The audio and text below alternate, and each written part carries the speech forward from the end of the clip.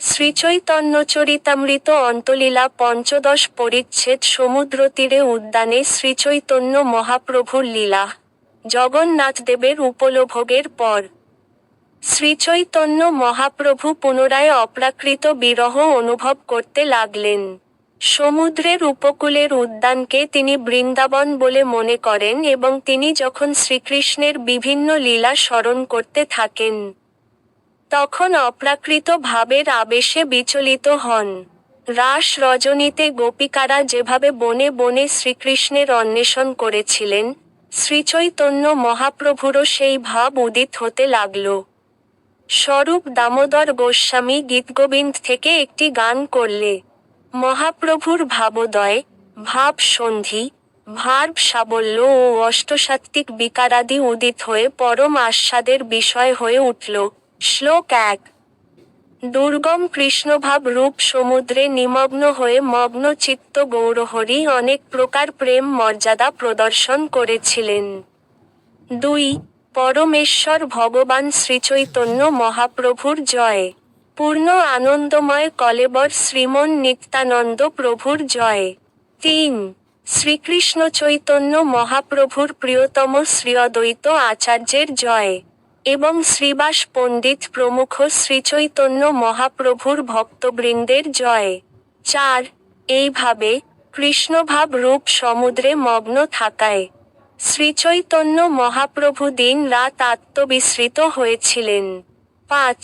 কখনো ভাবের আবেশে সম্পূর্ণ মগ্ন, কখনো অর্ধ বাহ্যচেতনা এবং কখনো পূর্ণ বাহ্যচেতনা, এই তিনভাবে শ্রীচৈতন্য মহাপ্রভু অবস্থান করছিলেন। 6।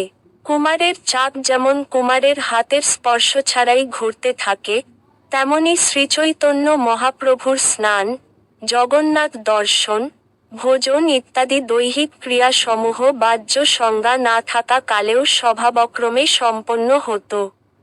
7। একদিন শ্রীচৈতন্য মহাপ্রভু যখন শ্রীজগন্নাথদেবকে দর্শন করছিলেন, তখন তিনি তাকে সাক্ষাৎ ব্রজেন্দ্রনন্দন শ্রীকৃষ্ণ রূপে দর্শন করলেন। 8। একসাথে শ্রীকৃষ্ণের 5টি গুণ তখন তার কাছে প্রকাশিত হয়ে তার 5টি ইন্দ্রিয়কে তখন আকর্ষণ করতে লাগল। 9। শ্রীকৃষ্ণের 5টি গুণ শ্রীচৈতন্য মহাপ্রভুর মনকে 5 দিকে টানতে লাগল এবং এইভাবে টানাটানির ফলে মহাপ্রভুর মন অজ্ঞান হল। 10। সেই সময় শ্রীজগন্নাথদেবের উপলভোগ সমাপন হল এবং ভক্তরা শ্রীচৈতন্য মহাপ্রভুকে তার ঘরে নিয়ে গেলেন। 11। স্বরূপ দামোদর এবং রামানন্দ রায় এই দুজনের কণ্ঠ জড়িয়ে ধরে শ্রীচৈতন্য মহাপ্রভু বিলাপ করতে লাগলেন। 12। শ্রীকৃষ্ণের বিরহে উৎকণ্ঠিত হয়ে শ্রীমতী রাধারানী বিশাখাকে তার উৎকণ্ঠার কারণ বর্ণনা করে একটি শ্লোক বলেছিলেন। 13। সেই শ্লোকটি পড়ে শ্রীচৈতন্য মহাপ্রভু তার মনস্তাপ বর্ণনা করেছিলেন এবং বিলাপ করতে করতে তিনি তাদের দুজনকে সেই শ্লোকের অর্থ শুনিয়েছিলেন। 14। শ্রীচৈতন্য মহাপ্রভু বললেন, যিনি সৌন্দর্যের অমৃত সিন্ধু প্রবাহে নারীদের চিত্তপর্বত প্লাবিত করেন, যিনি কর্ণের আনন্দজনক রম্যবচন যুক্ত হয়ে কোটি চন্দ্রের মতো শীতল এবং যিনি সৌরভরূপ অমৃত বন্যার দ্বারা জগৎকে আবৃত করেছেন এবং পীযূষপূর্ণ অধরযুক্ত, হে সখী, সেই গোপেন্দ্রনন্দন কৃষ্ণ আমার 5টি ইন্দ্রিয় বলপূর্বক আকর্ষণ করছেন। 15। কৃষ্ণের রূপ, বচন, মুরলীধ্বনি ইত্যাদি রূপ, শব্দ, স্পর্শ, সৌরভ ও অধর রস, এই 5টি মহা মাধুর্যে পরিপূর্ণ আমার 5টি জ্ঞানেন্দ্রিয় শ্রীকৃষ্ণের সেই সমস্ত বিষয় দর্শন করে লুব্ধ হয়ে প্রত্যেকেই আমায় মনোরূপ একটি মাত্র অশ্বের উপর চড়ে যুগপথ 5 দিকে দৌড়াতে চায়। 16। হে সখী, আমার দুঃখের কারণ শোন। আমার 5টি জ্ঞানেন্দ্রিয় নিতান্ত বিষয় লম্পট ও দস্যুপ্রায়। কৃষ্ণ যে পরপুরুষ, তা জেনেও সেই কৃষ্ণ বিষয় হরণ করতে চায়। 17। আমার মনও একটি মাত্র অশ্ব। চক্ষু প্রভৃতি 5টি জ্ঞানেন্দ্রিয় এই অশ্বটিকে রূপ, রস আদি 5টি বিষয়ের দিকে টানাটানি করে। এভাবে যুগপৎ টানাটানির ফলে আমার ঘোড়ার প্রাণ যায়। এই দুঃখ আমি কিভাবে সহ্য করি? 18 হে সখী, তুমি যদি বলো, তুমি তোমার ইন্দ্রিয়গুলিকে দমন করো না কেন? তাহলে আমি বলবো, ইন্দ্রিয়গুলিকেও বা দোষ দিব কিভাবে? শ্রীকৃষ্ণের রূপ আদি মহা আকর্ষণ যুক্ত। রূপাদি 5জন 5টি ইন্দ্রিয়কে 5 দিকে টানতে থাকলে মন রূপ অশ্বটি পঞ্চেন্দ্রিয় দ্বারা আকৃষ্ট হয়ে 5 দিকে ধাবিত হয়। ফলে অশ্বটির প্রাণান্তকর অবস্থায় আমারও দেহ থেকে প্রাণ বেরিয়ে যাওয়ার উপক্রম হয়। 19 ত্রিজগতের প্রতিটি রমণীর চিত্ত অতি উচ্চ পর্বতের মতো, কিন্তু শ্রীকৃষ্ণের রূপ মাধুরী অমৃতের সমুদ্রের মতো। তার এক তরঙ্গ বিন্দু সমস্ত জগৎ এবং রমণীদের অতি উচ্চ পর্বত সদৃশ চিত্তকে নিমজ্জিত করে ধাবিত হয়। 20 শ্রীকৃষ্ণের নানা রস মিশ্রিত পরিহাসপূর্ণ বাণীর মাধুর্যের অন্যায় আচরণের কথা ভাষায় বর্ণনা করা যায় না। তা মাধুরী রূপ গুণের বন্ধনের দ্বারা জগতের রমণীদের কানে ধরে টানে, এবং সেই টানাটানিতে কানের প্রাণ যায়। 21 শ্রীকৃষ্ণের অপ্রাকৃত অঙ্গ এতই সুশীতল যে, কোটি কোটি চন্দ্রের চন্দন সদৃশ শীতলতার সঙ্গেও তার তুলনা করা যায় না। তা অত্যন্ত দক্ষতার সঙ্গে সুউচ্চ পর্বত সদৃশ রমণীদের বক্ষ আকর্ষণ করে, তাদের মন আকর্ষণ করে।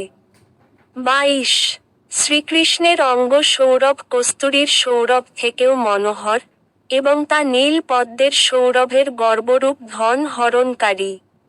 তা জগতের সমস্ত রমণীদের নাকের ভিতরে প্রবেশ করে, তার ভিতরে বাসা বেঁধে তাদের আকর্ষণ করে। 23 শ্রীকৃষ্ণের অধরামৃত কপুর সদৃশ মন্দ হাস্যযুক্ত, এবং তা তার মাধুর্যের দ্বারা রমণীদের মন হরণ করে। তার আকর্ষণের ফলে অন্য সবকিছুর প্রতি লোভ দূর হয়। তা না পেলে মনে ক্ষোভের উদয় হয়। সেই মাধুর্য বর্জ্য নারীদের মূলধন। 24 এই বলে শ্রীচৈতন্য মহাপ্রভু স্বরূপ দামোদর এবং রামানন্দ রায়ের কণ্ঠ জড়িয়ে ধরে বলতে লাগলেন, আমি কি করব? আমি কোথায় যাব? কোথায় গেলে আমি কৃষ্ণকে পাব? দয়া করে তোমরা দুজনে আমাকে সে উপায় বল। 25 এইভাবে শ্রীচৈতন্য মহাপ্রভু দিনের পর দিন স্বরূপ দামোদর গোস্বামী এবং রামানন্দ রায়ের সঙ্গে বিলাপ করতেন। 26 শ্রীচৈতন্য মহাপ্রভুর ভাব অনুসারে স্বরূপ দামোদর গোস্বামী কৃষ্ণলীলার গান করতেন এবং রামানন্দ রায় উপযুক্ত শ্লোক পাঠ করতেন। এইভাবে তারা দুজনে শ্রীচৈতন্য মহাপ্রভুকে আশ্বাস দিতেন। 27 বিল্বমঙ্গল ঠাকুরের কৃষ্ণ কর্ণামৃত, বিদ্যাপতির কবিতা এবং জয়দেব গোস্বামীর শ্রীগীত গোবিন্দের শ্লোক পাঠ করে ও গান করে তারা শ্রীচৈতন্য মহাপ্রভুকে আনন্দ দান করতেন। 28 একদিন সমুদ্রতীরে যাওয়ার সময় শ্রীচৈতন্য মহাপ্রভু হঠাৎ একটি পুষ্পোদ্যান দর্শন করলেন।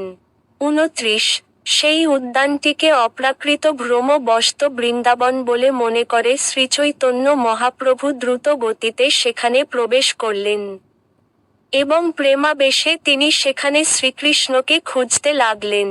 30-31 রাস নৃত্যের সময় শ্রীমতী রাধারানীকে নিয়ে কৃষ্ণ অন্তর্ধান করলে ব্রজগোপিকারা যেভাবে তাদের খুঁজে বেরিয়েছিলেন, সেইভাবে আবিষ্ট হয়ে শ্রীচৈতন্য মহাপ্রভু শ্লোক পড়ে পড়ে প্রতিটি বৃক্ষ এবং লতাকে কৃষ্ণের কথা জিজ্ঞাসা করতে করতে উন্মাদের মতো ইতস্তত ঘুরে বেরিয়েছিলেন।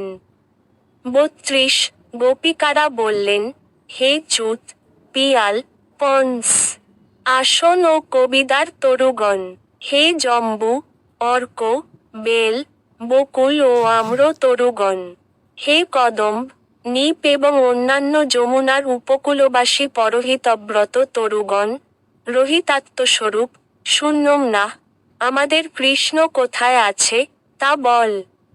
33 ওগো কল্যাণপ্রদ, গোবিন্দচরণ প্রিয়া তুলসী এবং তিনিও তোমার অত্যন্ত প্রিয়। তুমি কি কৃষ্ণকে অলিকুলের সঙ্গে তোমায় গলায় ধারণপূর্বক যেতে দেখেছ? 34 হই মালতী, মল্লিকা, জাতি ও যূথিকে। তোমরা কি তোমাদেরকে করস্পর্শপূর্বক আনন্দ উৎপাদন করে কৃষ্ণকে যেতে দেখেছ? 35 শ্রীচৈতন্য মহাপ্রভু বলতে লাগলেন, হে আম বৃক্ষ, হে পনস বৃক্ষ, হে পিয়াল, জম্বু এবং কবিদার বৃক্ষ, তোমরা সকলেই তীর্থবাসী। তাই তোমরা সর্বদা পরের উপকার কর। 36 কৃষ্ণ কি এখানে এসেছিল? তোমরা কি কৃষ্ণের দর্শন পেয়েছিলে?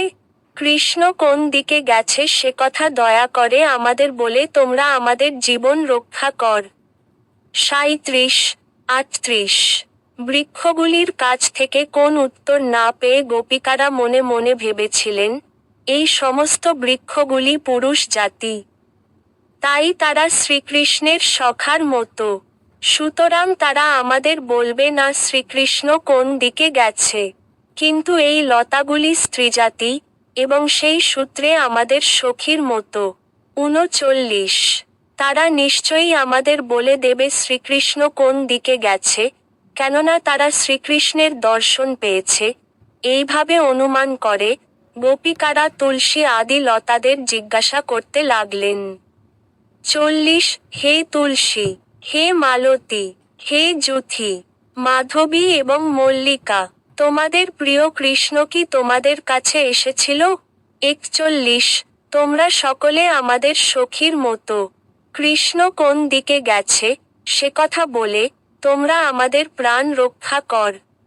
42 তাদের কাছ থেকে কোন উত্তর না পেয়ে গোপিকারা ভাবলেন, এরা সকলে কৃষ্ণ দাসী, এবং তাই ভয়ে তারা আমাদের বলছে না কৃষ্ণ কোন দিকে গেছে। 43 গোপিকারা তখন কয়েকটি হরিণীদের দেখলেন। তাদের গায়ে কৃষ্ণের অঙ্গগন্ধ পেয়ে, তাদের মুখের দিকে তাকিয়ে তারা তাদের কৃষ্ণের কথা জিজ্ঞাসা করলেন। 44 প্রিয়তমার অঙ্গসঙ্গের দ্বারা উন্নত বক্ষের কুমকুম রঞ্জিত কুন্দ মালা পরিহিত কৃষ্ণের গন্ধ এই দিক হতে আসছে। হে মৃগী, রাধিকার সঙ্গে কৃষ্ণ তোমাদের চক্ষের আনন্দ বৃদ্ধি করে কি এই পথে গিয়েছেন? 45 হে মৃগী, শ্রীকৃষ্ণ কি তোমাকে আনন্দ দান করার জন্য রাধারানীর সঙ্গে তোমার কাছে এসেছিলেন? তারা নিশ্চয়ই এসেছিলেন, সে সম্বন্ধে কোন সন্দেহ নেই। 46 আমরা সকলে রাধার প্রিয় সখী, আমরা তার পর নই। তাই আমরা দূর থেকে শ্রীকৃষ্ণের অঙ্গের সৌরভ চিনতে পারি। 47 শ্রীমতী রাধারানীকে আলিঙ্গন করার ফলে, তার কুচ যুগলের কুরুম শ্রীকৃষ্ণের কুন্দমালাকে রঞ্জিত করেছে। এবং সেই কুন্দমালার গন্ধে বায়ু সুবাসিত হয়ে উঠেছে। 48 শ্রীকৃষ্ণ এদের ছেড়ে চলে গেছে বলে তার বিরহে এরা বিরহিণী। তাই এরা কিছুই শুনতে পাচ্ছে না, অতএব আমাদের প্রশ্নের উত্তর এরা দেবে কিভাবে? 49 কিছুদূর গিয়ে গোপীরা দেখলেন যে ফল ও ফুলের ভারে গাছগুলি অবনত হয়েছে এবং তাদের শাখাগুলি মাটিতে ঝুঁকে পড়েছে। 50 গোপিকারা তখন ভাবলেন যে, কৃষ্ণকে দেখে এই সমস্ত গাছগুলি তাকে নমস্কার করতে এইভাবে ঝুঁকে পড়েছে। তাই তারা তাদের জিজ্ঞাসা করলেন, শ্রীকৃষ্ণ কোন দিকে গেছেন? 51 হে তরু সকল, বল। বলরামের অনুজ কৃষ্ণ শ্রীমতী রাধারানীর স্কন্ধে বাহু স্থাপন করে। অন্য হস্তে পদ্ম ধারণপূর্বক তুলসিকার সৌরভে অন্ধ অলিগণের দ্বারা পশ্চাৎ ধাবিত হয়ে চলতে চলতে প্রণয়াবলোকন দ্বারা তোমাদের প্রণাম গ্রহণ করে তিনি কি অভিনন্দন করছেন। 52 তার প্রিয়ার মুখে ভ্রমরকে বসতে দেখে, তিনি তার হাতের লীলাপন্ন আন্দোলিত করে সেই ভ্রমরটিকে নিরস্ত করেছিলেন, এবং তখন তিনি আনমনা হয়েছিলেন। 53 তিনি কি তখন তোমাদের প্রণাম করতে দেখেছিলেন? নাকি দেখেননি, সে কথা আমাদের বল। 54 শ্রীকৃষ্ণের বিরহে তার এই সেবকেরা অত্যন্ত দুঃখিত। তাদের কোন সম্বিত নেই, সুতরাং তারা উত্তর দেবে কি করে? 55। এই বলে গোপিকারা যমুনার কুকুলে এসে উপস্থিত হলেন, এবং সেখানে কদম বৃক্ষের তলায় তারা শ্রীকৃষ্ণকে দেখতে পেলেন। 56। মুরলীবদন শ্রীকৃষ্ণের সেই সৌন্দর্য কোটি কোটি কামদেবকে মোহিত করে, এবং তার অপার সৌন্দর্য সারা জগতের মন এবং নেত্র হরণ করে। 57। শ্রীকৃষ্ণের সেই সৌন্দর্য দর্শন করে শ্রীচৈতন্য মহাপ্রভু মূর্ছিত হয়ে ভূমিতে পড়লেন। সেই সময় স্বরূপ দামোদর প্রমুখ সমস্ত ভক্তরা সেখানে এসে উপস্থিত হলেন। 58। তারা দেখলেন যে পূর্বের মতো সমস্ত সাত্ত্বিক ভাব শ্রীচৈতন্য মহাপ্রভুর সর্বাঙ্গে প্রকাশিত হয়েছে। যদিও তখন তিনি বাহ্য চেতনা হারিয়েছিলেন, কিন্তু অন্তরে তিনি অপ্রাকৃত আনন্দ আস্বাদন করছিলেন। 59। পূর্বের মতো সমস্ত ভক্তরা শ্রীচৈতন্য মহাপ্রভুর চেতনা ফিরিয়ে আনলেন। তখন মহাপ্রভু উঠে বসে চতুর্দিকে দেখতে লাগলেন। 60। শ্রীচৈতন্য মহাপ্রভু বলেন, আমার কৃষ্ণ কোথায় গেল? এখনই আমি তার দর্শন পেয়েছিলাম, এবং তার সৌন্দর্য আমার মন এবং নেত্র হরণ করেছিল। 61। আমি কেন আর সেই মুরলী বদন কৃষ্ণকে দেখতে পাচ্ছি না? তাকে দর্শন করার লোভে আমার নয়ন ভ্রমণ করছে। 62। বিশাখাকে রাধারানী যে শ্লোক বলেছিলেন, সেই শ্লোক মহাপ্রভু পড়তে লাগলেন। 63। হে সখী, কৃষ্ণের দেহকান্তি নবীন মেঘ থেকেও অধিকতর উজ্জ্বল, এবং তার পীতবসন নব বিদ্যুতের থেকেও আকর্ষণীয়। তার মস্তক ময়ূরের পালকের দ্বারা শোভিত, এবং তার গলায় একটি মনোরম জ্যোতির্ময় মুক্তার মালা ঝুলছে। যখনই তিনি মণিমুগ্ধকর মুরলী তার অধরে ধারণ করেন, তখনই তার মুখশ্রী শরতের পূর্ণ চাঁদের মতো মনে হয়। এই প্রকার সৌন্দর্যের দ্বারা মদন মোহন। তাকে দেখবার জন্য আমার নেত্রস্পৃহা বর্ধন করছে। 64। শ্রীচৈতন্য মহাপ্রভু বলতে লাগলেন, শ্রীকৃষ্ণের অঙ্গকান্তি দলিত অঞ্জনের মতো চিকন। তা বর্ষার জল ভরা মেঘের মতো স্নিগ্ধবর্ণ এবং তা নীল পদ্মের থেকেও সুকোমল। তার অঙ্গকান্তি এতই মনোহর যে তা সকলের নেত্র এবং মন আকর্ষণ করে, এবং তা এতই শক্তিশালী যে সমস্ত তুলনার অতীত। 65। হে সখী, দয়া করে তুমি আমাকে বল এখন আমি কি করি? কৃষ্ণ এক অপূর্ব সুন্দর মেঘের মতো, আর আমার চোখ চাতক পাখির মতো, তাকে না দেখে তৃষ্ণায় তারা মরে যাচ্ছে। 66। শ্রীকৃষ্ণের পীত বসন ঠিক বিদ্যুতের মতো, আর তার গলার মুক্তার মালা বকপাতির মতো। তার মাথার ময়ূর পুচ্ছ এবং গলার বৈজয়ন্তী মালা ইন্দ্রধনুর মতো। 67। শ্রীকৃষ্ণের মুরলীর কলধ্বনি যেন ঠিক বজ্রের মধুর গর্জনের মতো। তা শুনে বৃন্দাবনের ময়ূরেরা নাচছে। শ্রীকৃষ্ণের অঙ্গের লাবণ্য অকলঙ্ক পূর্ণচন্দ্রের জ্যোৎস্নার মতো, এবং তাতে যেন মধুর চন্দ্রের উদয় হয়েছে। 68। শ্রীকৃষ্ণের লীলা রূপ অমৃতের বর্ষণে 14 ভুবন সিক্ত হল। কিন্তু আমার দুর্দৈবরূপ ঝঞ্ঝাবায়ু সেই মেঘকে অন্য স্থানে উড়িয়ে নিয়ে গেল, এবং তাই আমার চক্ষুরূপ চাতক সেই অমৃত পান করতে না পেরে তৃষ্ণায় মরণোন্মুখ হয়েছে। 69। গদ্গদ স্বরে শ্রীচৈতন্য মহাপ্রভু পুনরায় বললেন, হায় হায়, রামরায় তুমি পড়ে যাও। তখন রামানন্দ রায় শ্লোক পড়তে লাগলেন, এবং তা শুনে হর্ষ ও বিষাদে অভিভূত হয়ে শ্রীচৈতন্য মহাপ্রভু স্বয়ং তা ব্যাখ্যা করতে লাগলেন। 70। হে কৃষ্ণ, তোমার অলোকাবৃত মুখ, তোমার কর্ণকুণ্ডলে সৌন্দর্য মণ্ডিত গণ্ডস্থল, তোমার অধরের সুধা ঈষৎ হাস্যযুক্তা অবলোকন, অভয়প্রদানকারী বাহু যুগল এবং একমাত্র শ্রী দ্বারা শোভিত বক্ষ দর্শন করে আমরা তোমার দাসী হয়েছি। 71।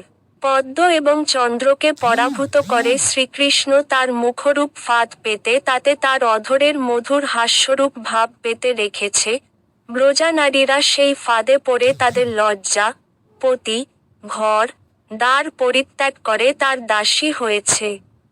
৭২ শ্রীকৃষ্ণ আমাদের বন্ধু হয়ে ব্যাধের মতো আচরণ করে। সে ধর্ম অধর্ম না মেনে হরিণীর মতো নিরীহ নারীদের হৃদয় হরণ করার জন্য নানা উপায় উদ্ভাবন করে। ৭৩ শ্রীকৃষ্ণের উজ্জ্বল গণ্ডস্থলে তার কানের মকর কুণ্ডল নাচে, এবং সেই নৃত্য নারীদের মন হরণ করে। তার স্মিত হাস্যযুক্ত কটাক্ষরূপ বাণ সে তাদের হৃদয়ে নিক্ষেপ করে। এইভাবে সে নারীদের বধ করে, এবং তাতে তার একটুও ভয় নেই। ৭৪ শ্রীকৃষ্ণের অতি উচ্চ এবং প্রশস্ত বক্ষ শ্রীমতী লক্ষ্মীদেবী এবং শ্রীবৎসের অলঙ্কার সদৃশ। তার সেই ডাকাতিয়া বক্ষ লক্ষ লক্ষ ব্রজগোপিকাদের মন এবং বক্ষ হরণ করে তাদের দাসীতে পরিণত করতে অত্যন্ত দক্ষ। ৭৫ শ্রীকৃষ্ণের সুললিত ভুজযুগল দীর্ঘ অর্গলের মতো।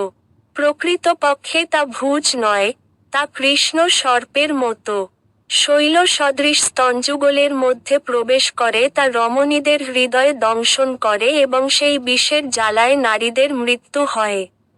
৭৬ শ্রীকৃষ্ণের কর এবং পদতল কোটি চন্দ্রের মতো সুশীতল, এবং তা কর্পূর, বেনমূল এবং চন্দনের মিশ্রিত শীতলতাকে পরাভূত করে তার একবার মাত্র স্পর্শ লাভ করলে নারীদের স্মরণ রূপ বিষজ্বালা বিদূরিত হয়। এবং সেই স্পর্শ লাভ করার জন্য নারীদের মন সর্বদা লোলুপ। ৭৭ প্রেমাবেশে এইভাবে বিলাপ করে, শ্রীচৈতন্য মহাপ্রভু তখন একটি শ্লোক পড়লেন, যা শ্রীমতী রাধারানী তার হৃদয়ের শোক ব্যক্ত করে শ্রীমতী বিশাখাকে বলেছিলেন। ৭৮ হে সখী, যার বক্ষস্থল ইন্দ্রনীল মণি নির্মিত কবাটের মতো বিস্তৃত মনোহর, যার ভুজদ্বয় কামাতুর তরুণীগণের মনোপীড়া হরণ করে, যার অঙ্গ চন্দ্র, হরিচন্দন, পদ্মফুল ও কর্পূরের শীতলতা ধারণ করে, সেই মদনমোহন আমার বক্ষ স্পৃহা বিস্তার করছে। ৭৯ শ্রীচৈতন্য মহাপ্রভু বললেন, আমি এখনই কৃষ্ণকে পেয়েছিলাম, কিন্তু আমার দুর্ভাগ্যবশে পুনরায় আমি তাকে হারালাম। ৮০ শ্রীকৃষ্ণের স্বভাব অত্যন্ত চঞ্চল। সে কখনো এক জায়গায় থাকে না। দেখা দিয়ে, মন হরণ করে, সে অন্তর্ধান হয়ে যায়। ৮১ গোপিকাদের সৌভাগ্যাহস্কার দেখে কৃষ্ণ তাদের দমন করার জন্য এবং তাদের প্রতি কৃপা করবার জন্য রাস নৃত্য থেকে অন্তর্ধান করলেন। ৮২ শ্রীচৈতন্য মহাপ্রভু তখন স্বরূপ দামোদরকে বললেন, দয়া করে এমন একটি গীত গাও, যার ফলে আমার হৃদয়ের সম্বিত ফিরে আসে। ৮৩ তখন স্বরূপ দামোদর গোস্বামী অত্যন্ত মধুর সুরে গীতগোবিন্দের পদ গেয়ে শ্রীচৈতন্য মহাপ্রভুকে শোনাতে লাগলেন। ৮৪ এই রাস নৃত্যে বহু বিলাসপরায়ণ এবং পরিহাসকারী কৃষ্ণকে আমার মন স্মরণ করছে। ৮৫ স্বরূপ দামোদর গোস্বামী যখন এই পদটি গাইলেন, তখন শ্রীচৈতন্য মহাপ্রভু উঠে প্রেমাবেশে নাচতে লাগলেন। ৮৬ তখন শ্রীচৈতন্য মহাপ্রভুর অঙ্গে অষ্টসাত্ত্বিক ভাব প্রকাশিত হল। হর্ষ আদি ৩৩টি ব্যভিচারী ভাবের লক্ষণ দেখা দিল। ৮৭০ ভাবোদয়, ভাব সন্ধি, ভাব সাবল্য আদি সমস্ত লক্ষণ শ্রীচৈতন্য মহাপ্রভুর অঙ্গে প্রকাশিত হল, এবং তখন এক ভাবের সঙ্গে আর এক ভাবের মহাযুদ্ধ হল, ফলে সবকটি ভাবই প্রবল হয়ে উঠল। ৮৮ শ্রীচৈতন্য মহাপ্রভু স্বরূপ দামোদর গোস্বামীকে দিয়ে সেই পদটি পুনঃ পুনঃ গাওয়াতে লাগলেন, এবং তিনি স্বয়ং তা পুনঃ পুনঃ আস্বাদন করে নৃত্য করতে লাগলেন। ৮৯ শ্রীচৈতন্য মহাপ্রভু যখন এইভাবে বহুক্ষণ নৃত্য করলেন, তখন স্বরূপ দামোদর গোস্বামী সেই পদটি গাওয়া বন্ধ করলেন। ৯০ শ্রীচৈতন্য মহাপ্রভু তখন বারবার বলতে লাগলেন, গাও, গাও, কিন্তু শ্রীচৈতন্য মহাপ্রভুর শ্রম দেখে স্বরূপ দামোদর গোস্বামী আর গাইলেন না। 91। শ্রীচৈতন্য মহাপ্রভু যখন এইভাবে বলতে লাগলেন, বল, বল, তখন সমস্ত ভক্তরা তাকে ঘিরে হরিধ্বনি দিতে লাগলেন। 92। তখন রামানন্দ রায় শ্রীচৈতন্য মহাপ্রভুকে বসিয়ে পাখা দিয়ে হাওয়া করে তার শ্রম দূর করলেন। 93। শ্রীচৈতন্য মহাপ্রভুকে নিয়ে তখন সমস্ত ভক্তরা সমুদ্র তীরে গেলেন এবং তাকে স্নান করিয়ে পুনরায় ঘরে নিয়ে এলেন।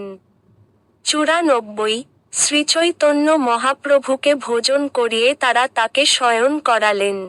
তখন রামানন্দ রায় প্রমুখ সমস্ত ভক্তরা তাদের নিজ নিজ স্থানে ফিরে গেলেন। 95। বৃন্দাবন বলে ভুল করে শ্রীচৈতন্য মহাপ্রভু যে উদ্যানে বিহার করেছিলেন, তা আমি এখানে বর্ণনা করলাম। 96। সেখানে ভাবাবেশে প্রলাপ করে দিব্য উন্মাদনা প্রদর্শন করেছিলেন, যা শ্রীল রূপ গোস্বামী অত্যন্ত সুন্দরভাবে স্তবমালায় বর্ণনা করেছেন। 97। শ্রীচৈতন্য মহাপ্রভু হলেন ভক্ত প্রধান। কখনো কখনো সমুদ্র তীরে ভ্রমণের সময় নিকটবর্তী কোন সুন্দর উদ্যানকে বৃন্দাবন মনে করে ভুল করতেন। এইভাবে গভীর কৃষ্ণ প্রেমে বিবশ হয়ে পবিত্র নাম কীর্তন ও নৃত্য করতেন। চঞ্চল রসনায় ভক্তিরসিক গৌরাঙ্গ কৃষ্ণ কৃষ্ণ বলছেন, এই প্রভাব চৈতন্যদেব কি আমার দর্শন পথে পুনরায় আসবেন? 98। শ্রীচৈতন্য মহাপ্রভুর লীলা অনন্ত, তা লিখে শেষ করা যায় না, আমি কেবল তার দিগদর্শন মাত্র করে তার সূচনা করছি।